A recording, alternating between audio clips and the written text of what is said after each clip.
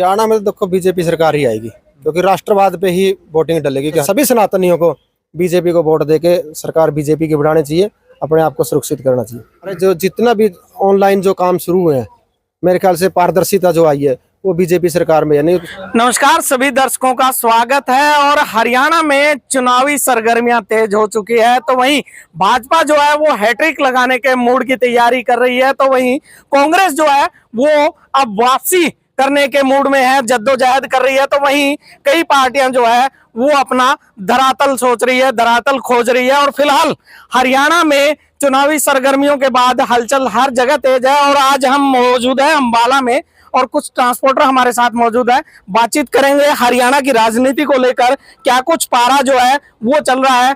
Sir, स्वागत है आपका। जय श्री राम जी।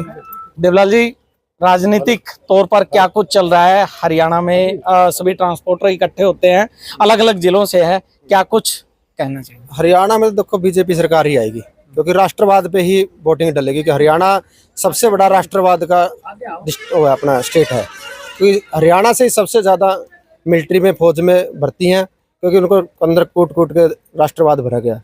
और जिस प्रकार से कांग्रेसी जो गलत बयानबाजी करते हैं, जैसे अभी J&K से एक वीडियो आई थी जिसमें कांग्रेसी नेता बोल रहा था कि अगर कांग्रेस सरकार आएगी तो 370 को दोबारा लागू कर देंगे, और जिन्होंने इनकाउंटर करे हैं उनको फांसी दे देंगे, और जो अंदर जेलों में डाले गए उनको हम रिहा कर देंगे। तो ऐसे ऐसे बयान दे के जब तो कांग्रेस में कैसे सुरक्षित समझ सकता है कोई सनातनी? तो इसीलिए सनातन धर्म के तो मेरे ख्याल से सभी सनातनियों को बीजेपी को वोट देके सरकार बीजेपी की बनानी चाहिए, अपने आप को सुरक्षित करना चाहिए। राष्ट्रवाद धर्म इससे अलग आकर अगर काम की बात करें तो पिछले 10 साल में क्या कुछ काम हरियाणा में हुए हैं? देखो, काम की बात करें तो जैसे हमारे जो जितना भी ऑनलाइन जो काम शुरू हुए हैं, मेरे ख्याल से पारदर्शिता जो आई है वो बीजेपी सरकार में है। नहीं उससे पहले तो अगर हर एक डिस्ट्रिक्ट की आप उठा के देखोगे ना, कम से कम 30-30, 40-40 करोड़ रुपए तो डुप्लीकेट पेंशन ले रहे थे, और वो ऑफिसर ही खा रहे थे। आज अंबाला डिस्ट्रिक्ट में भी 27-28 करोड़ रुपए का, कपड़ा का यमुनानगर में 34 करोड़ रुपए की एक्स्ट्रा पेंशन खा रहे थे। तो वो सब जो निकला है तो वो नजायज जो आदमी अफसर खा रहे थे, और जो असली आदमी उस तक नहीं पहुंच रहा था उनके नाम पे खा रहे थे। तो ये चीजें बहुत सारी पारदर्शिता हुई है। कोई भी डॉक्यूमेंट बनाना, कुछ भी कराना, आपका ऑनलाइन 1 मिनट में आप कहीं से भी निकलवा सकते हो। यानी ऑनलाइन होने के बाद राजस्व जो है वो बचा है। और दूसरा रिश्वतखोरी में भी कमी आई है।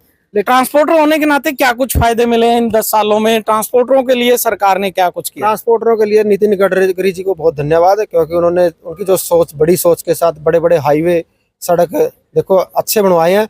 बट एक कमियां जरूर छोड़ दी कि हर सड़क पे 50 किलोमीटर के बाद हमारे ड्राइवर भाइयों के लिए कोई ना कोई ऐसी सेफ जगह होनी चाहिए जहाँ वो लैटरिन जा सके, बाथरूम कर सके, विश्राम कर सके, या कोई ऐसी व्यवस्था होनी चाहिए जो अगर कोई उसके साथ रास्ते, यानी इम्प्लीमेंटेशन की जरूरत है। बिल्कुल जरूरत है जी। और दूसरी बात है, जो बीजेपी सरकार के अंदर जो अनदेखी की गई है कार्यकर्ताओं की, जो असली कार्यकर्ता थे, जो अपनी जान तक हथेली पे रख के बीजेपी सरकार को लेके आए थे कि ये राष्ट्र धर्म के मुद्दे के उठाएगी, गोरक्षा करेगी, उन चीजों पे विचार करना चाहिए, मंथन करना चाहिए बीजेपी सरकार को। जिस प्रकार से मेवात में जो कांड हुआ था, हमारे धर्म पे इतना बड़ा प्रहार हुआ, हमारे योद्धा भी मारे गए, और इन्होंने जो चीज करनी चाहिए थी वो नहीं कही, उसका दुख है। धर्म के साथ साथ देश, और देश के साथ साथ अर्थव्यवस्था, यानी तीनों चीजों पर मंथन करने की जरूरत है। मंथन करने की जरूरत, सबसे पहले तो मंथन, जो देश के अंदर जनसंख्या नियंत्रण कानून है ना, वो अब नहीं बल्कि 5 साल पहले और सख्ताई से लाना चाहिए था। 2 बच्चे पैदा हो ताकि देश को, राष्ट्र को बचाया जा सके। अगर कोई उससे ज्यादा बच्चे पैदा करता तो उसको गोली मार देनी चाहिए मेरे हिसाब से। तो ये तो वही सरिया कानून वाली बात है। बिल्कुल सरिया कानून। फिर उनमें और हम में फर्क क्या रहा? तो भाई, पर बांग्लादेश में क्या हो गया, अफगानिस्तान में क्या हुआ, पाकिस्तान में आपके 24% थे, कहा 1.5% है।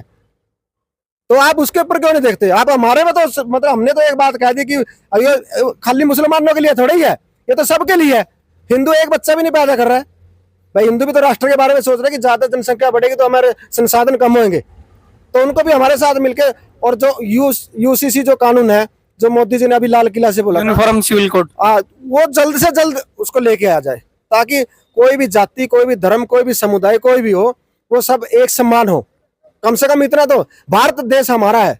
सनातन धर्म, हिंदू धर्म के नाम पे पार्टीशन हुआ था पाकिस्तान बांग्लादेश का, कि पाकिस्तान का जो भी है, इनका पार्टीशन तो धर्म पे हुआ था। लेकिन आज क्या है, पाकिस्तान से ज्यादा यहाँ मुस्लिम है। क्यों भाई? वो भी तो भारत भारत के हमारा रहने। है।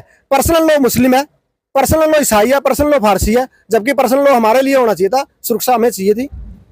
तो ये सब मुद्दे, बहुत सारे मुद्दे हैं। मैं कहता हूँ बीजेपी सरकार को बड़ी सख्ताई के साथ ये काम करना पड़ेगा, नहीं तो देखो अब की बार तो ये आगे है, अगली बार बड़ा मुश्किल हो जाएगा। मंथन करना पड़ेगा इस चीज पे, योगी जी की तर्ज पे, विश्वा शर्मा जी की तर्ज पे, मोहन लाल जी की तर्ज पे, एमपी वाले जिस प्रकार से एमपी के अंदर से बॉर्डर उठाए हैं।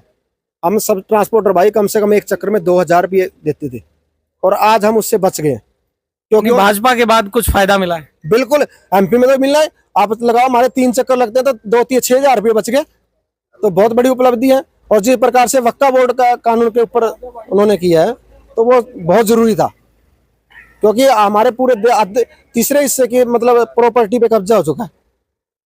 तो अब आने वाले समय में चुनाव में किसको देखते हैं, भाजपा या कांग्रेस या कोई अन्य? भाजपा ही आएगी जी, भाजपा ही आएगी, कोई दो राय नहीं है। चाहे किसी भी प्रकार से, तन से आए, मन से आए, धन से समर्थन है बीजेपी को।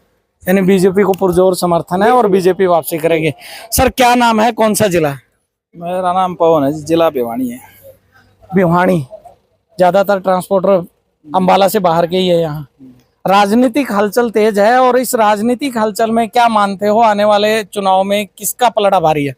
अभी तो पार्टियां किस कैंडिडेट को कहां से टिकट देती है इस पे डिपेंड करेगा। खाली पार्टी की बात करें, कैंडिडेट से चुनाव जीता जाएगा या पार्टी से जीता जाएगा? नहीं, अभी कैंडिडेट मैटर करेगा जी सबसे ज्यादा। अभी जब तक कैंडिडेट खड़े नहीं होते, कौन कैंडिडेट की सीट पे है लोग, क्योंकि ये विधानसभा का इलेक्शन है, इसमें सेंटर का कोई मुद्दा नहीं है, यहाँ पे स्टेट के मुद्दे हावी रहेंगे जो भी है यहाँ पे। तो इसलिए कैंडिडेट देख के जो हमारे क्षेत्र की हमारी कौन भलाई करेगा, ये उसके ऊपर डिपेंड रहेगा। पिछले 10 सालों में भाजपा ने क्या किया जिसमें आपका फायदा हुआ और नुकसान हुआ?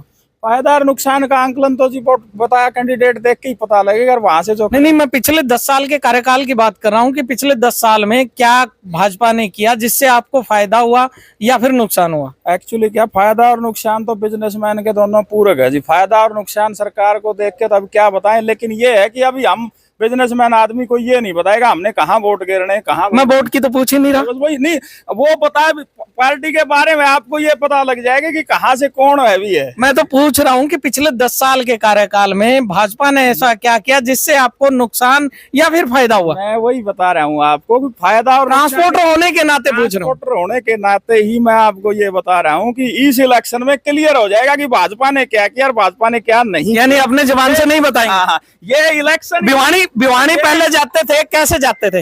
हम तो भिवानी हम जाते थे अपनी गाड़ी से जाते हैं। कितने समय में पहुंचते थे पहले? आप पे पिछले 5-6 घंटे लगते थे, अब कितने? अब 2-2.5 घंटे लग रहे हैं। तो फायदा है या नुकसान? नहीं, सफर में नो डाउट हम ये नहीं कह रहे। देखिए किसी ने कोई अच्छे काम भी किए हैं, उससे पहले भी किए। ऐसा नहीं हुआ कि आज ही कोई चीज एक्स्ट्रा हुई है या पहले कुछ नहीं हुए या पहले हुए आज नहीं हुए। सरकार है तो उनकी जिम्मेदारी बनती है, काम करना उनकी जिम्मेदारी बनती है, क्योंकि हमने वोट दे रखा है। सरकार काम करेगी, उस पर कोई हमारा एहसान थोड़ी है। काम करेगी, काम करने के लिए तो बनाए हैं वो, ठीक है, काम करने के लिए बनाए हैं। तो पिछले 10 साल के कार्यकाल में काम हुए हैं या नहीं हुए हैं, ये इलेक्शन तय करेंगे। और इसके साथ साथ ये भी है कि अब की बार भाजपा सरकार बनाएगी, इस तरह का कहना इन ट्रांसपोर्टरों का है। हरियाणा के अलग अलग जिले के सभी ट्रांसपोर्टर हैं, और खासकर ये कहा है कि भाजपा को आत्म मंथन करने की जरूरत है, पुराने कार्यकर्ताओं को संजोने की जरूरत है। साथ साथ अब ये इलेक्शन जो है वो भाजपा जीतेगी, इस तरह का इनका कहना है।